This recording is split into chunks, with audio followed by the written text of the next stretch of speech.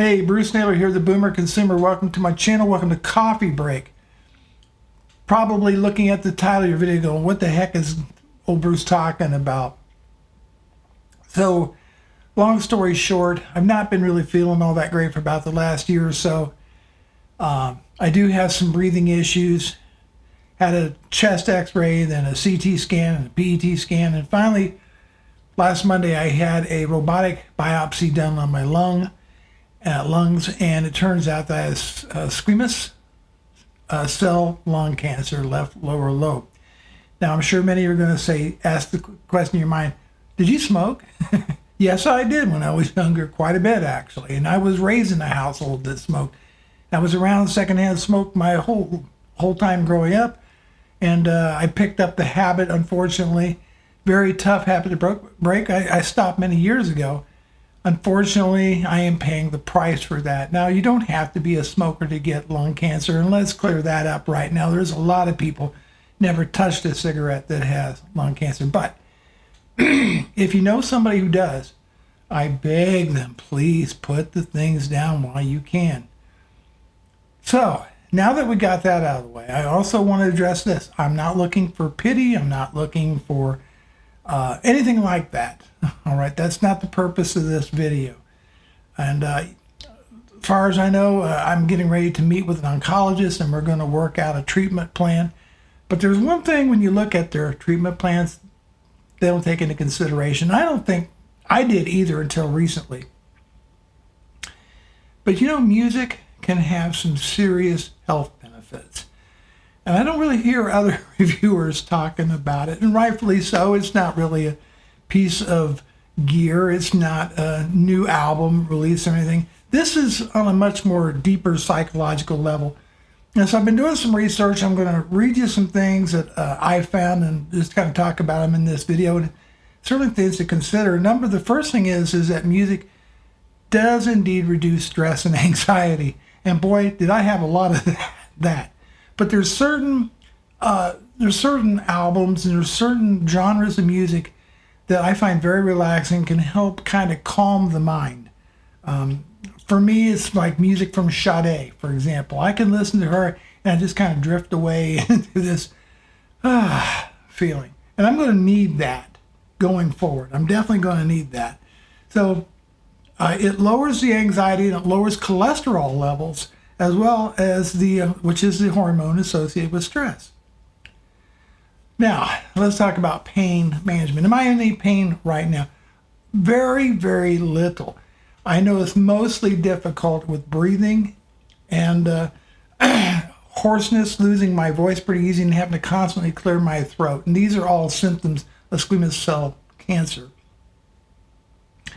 And when you talk about pain, reducing pain, what music does is can kind of think of it as a distraction of sorts that reduces how much pain you are perceiving to have. That's kind of the idea of the whole thing.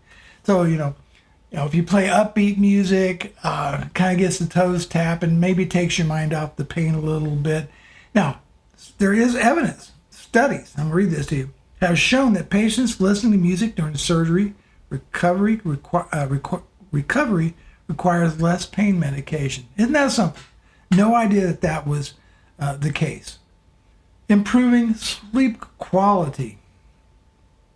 So, you know, and I'm one of those people, I have to have this like white noise, this fan running when I sleep to help lull me to sleep. I sleep more peacefully that way. And apparently, slow tempo music, like 60 beats per minute, can encourage the body to synchronize with calming rhythms and promoting better sleep. I was not really aware of that, never even thought about that. But calm, relaxing music. You know, some people, maybe it doesn't even have to be music. Maybe it can be ocean sounds or rainforest sounds or a waterfall, but something that will help you sleep better. This is going to be a big one, that it enhances physical rehabilitation. So rhythmic music can improve your motor skills and coordination. For example, upbeat music can encourage walking or dancing conditions, and conditions such as Parkinson's. Therapies such as neurologic music therapy uses rhythm to retrain motor skills.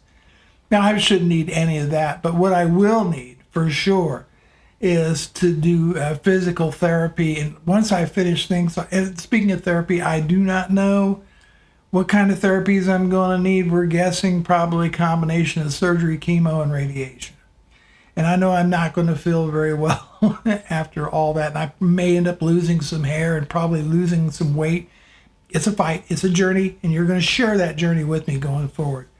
But anything that can help stimulate things to get out there and get some exercise. I cannot let this be an excuse to sit around on my butt, is what I'm saying. And this will help. Music can boost your immune system. Music elevates the mood. When you're in a good mood, you don't have all the cortisol, you don't have all the stress, and that helps build your immune system. And nature helps. And believe me, my body will help fight off this nasty stuff that's on my lung. Music supports heart health. Listening to music can lower blood pressure, heart rate, and reduce risk of heart-related issues. Yeah, I can see that, definitely. I can feel, when I'm stressed out, nothing can calm me down more than just nice, soothing music. Sometimes I'll even put on a little classical. Not a big classical fan. It's whatever you find that relaxes you should be part of your therapy and treatment.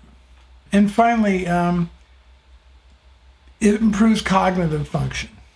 And yes, I'm not going to say that I did all this research on my own, but I use things like ChatGPT and Google and all this, and I kind of put this mishmash of stuff together. But I did not sit and think all these up myself because I really never thought about music in that capacity, using it to heal the body. Okay, so I'm learning. I'm just sharing with you what I'm learning, and I want your input in the comments down below. But finally, improves cognitive function. It says that music activates multiple areas of the brain, enhancing memory, focus, and overall cognitive abilities. That can help with Alzheimer's, stroke recovery, and other things. So, music is a powerful, powerful medicine. And what better way to receive your medicine than through some nice sounding hi-fi equipment, right? To get the best resolution you can. So, now, as far as the future of the channel, there might be hit and miss for a while. I got to get everything sorted out, what the treatments are, how I'm going to feel, but I'm going to do my best to continue to review quality hi-fi gear and to make these videos, these coffee breaks, as much as I can. I may be very difficult for me to have a fixed schedule. I was trying to do these coffee breaks every Wednesday at 10 a.m. Well, here it is Thursday, right? So, but I am trying, and I will try to get the reviews out either Friday afternoons or Saturday morning, something. I kind of like Sunday afternoons or Sunday mornings, actually. But we'll see. I'm going to do the best that I can. I hope you join me on my cancer journey. I'm an audiophile. I'm retired now from my business that I sold. And I apparently did it in the nick of time. So there you have it. That's this week's coffee break. Thanks so much for watching. I'll see you in the next video.